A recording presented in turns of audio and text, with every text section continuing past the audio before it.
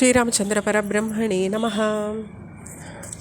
வானரர்கள் அவளுடைய தாக்குதலை ஆரம்பிக்கிறாங்க. கோட்டை சுவர்கள்லேயும் மதில்கள்லேயும் அந்த ராவணனுடைய மாளிகையை சுற்றி.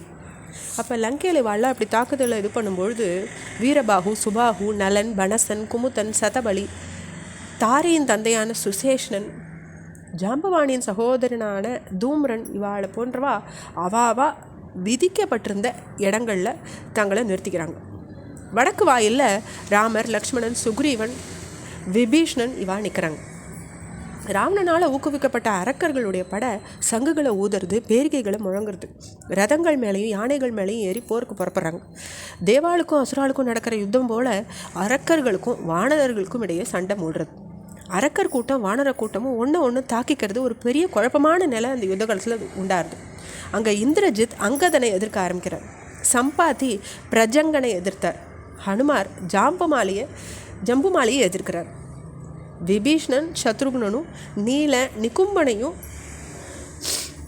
சுக்ரீவன் பிரக்ஸ்னனையும், லக்ஷ்மணன் விரூபாக்ஷனையும் எதிர்த்து போரிடுறாங்க. எண்ணற்ற வீரர்களுடைய உடல்களும் வானரர்களுடைய உடல்களுமா வெட்டி சாய்க்கப்படுறது, ரத்தம் வெள்ளமாக பாஞ்சு ஓடுறது. அந்த ரத்த வெள்ளத்தில் விழுந்த வீரர்களுடைய உடல் மரக்கட்டை போல் மிதந்துட்டு போகிறது. இப்படி ஒரு ரொம்ப யுத்தம் பெருசாக நடந்துட்டு இருக்கும்பொழுது சூரியன் அஸ்தமனமாகுது. அதுக்கு பின்ன இரவு நேர யுத்தம் தொடங்குறது. பிரளய கால இரவு போல் அந்த இரவில் வானரர்களும் அரக்கர்களும் ரொம்ப அளவில் அழிஞ்ச ஆரம்பித்தாங்க. அந்த நிலையில் அரக்கர்கள் ராமரை தாக்க ஆரம்பிக்கிறாங்க. கண்ணுமைக்கிற நேரத்தில் ராமரனுடைய 6 அம்புகள் ஏவி அந்த அரக்கர் கூட்டத்தில் முக்கியமாக திகழ்ந்த 6 பேரை வீழ்த்திடுறார் ராமர். வெல்றதுக்கு அரியதான யக்ஞசத்ரு, மகாபாஸ்வன், மகோதரன், பேருருவம் கொண்ட வஜ்ர தம்ஷ்டன், சுகன், சரணன் இவ 6 பேரும் ராமரால் தாக்கப்பட்டு உயிரை காப்பாற்றி கொள்ள யுத்த களத்தில் தப்பி ஓடுறாங்க. அப்போ ராமரை எதிர்த்து வந்த அரக்கர் கூட்டம் விளக்க நோக்கி பறந்து வர விட்டில் பூச்சி போல் அழிய ஆரம்பிக்கிறது. அப்போ தன்னை எதிர்த்து போர் புரிய வந்த இந்திரஜித்தை அங்கதன் பெருசாக வெட்டுறார். அப்போ இந்திரஜித்தனுடைய தேரோட்டியும் அந்த தேரை இழுத்துன்னு போன குதிரைகளும் அங்கதனால் கொல்லப்படுறது. அப்போ களப்படைஞ்சிட்ட இந்திரஜித் போர்க்களத்தை விட்டு நகர்ந்து போயிடுறார்.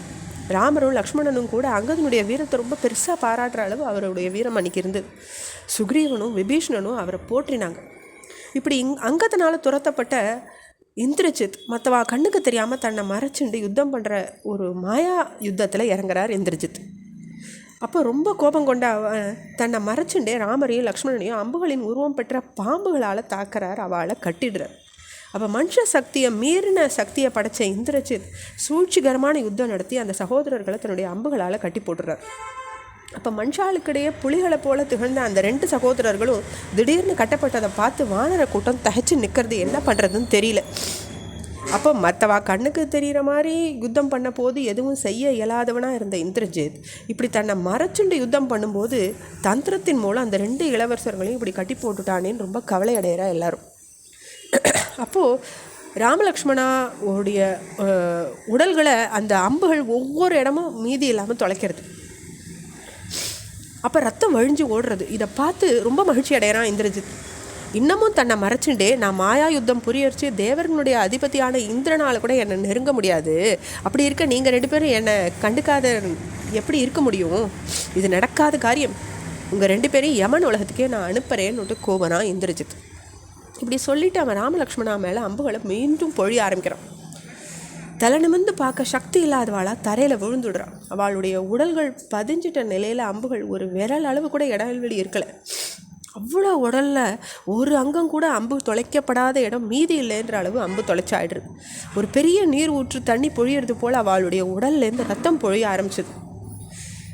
அப்போ ராமனுடைய உடலை தொலைச்சுண்டு அவர் தரையில் விழுந்துடுறார். அவருடைய பிடி தளர்ந்து போக அவருடைய வில்லை அவர் கையிலேருந்து நழுவி ஆயிடுறது. ராமருக்கு நேர்ந்து இந்த கதியை பார்த்த லக்ஷ்மணுக்கு தன்னுடைய உயிரை பற்றின கவலை அத்து போயிடுத்தப்போ அவரும் தரையில் சாஞ்சு அந்த 2 சகோதரர்களை சுற்றி வானரர்கள் கூடி நிற்க ஆரம்பிச்சிடுறாங்க.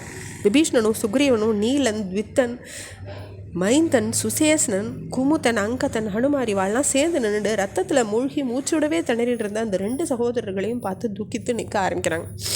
இந்திரஜித்தை பார்க்க நினச்ச வானரர்கள் 4 பக்கத்துலேயும் ஆகாசத்துலேயும் அவன் எங்கே இருக்கான்னு கூர்ந்து கவனித்து தேட ஆரம்பிக்கிறாங்க. இதை தொடர்ச்சியை அடுத்த பகுதியில் பார்க்கலாம். ஸ்ரீராமச்சந்திர பரபிரம்மணே நமஹ.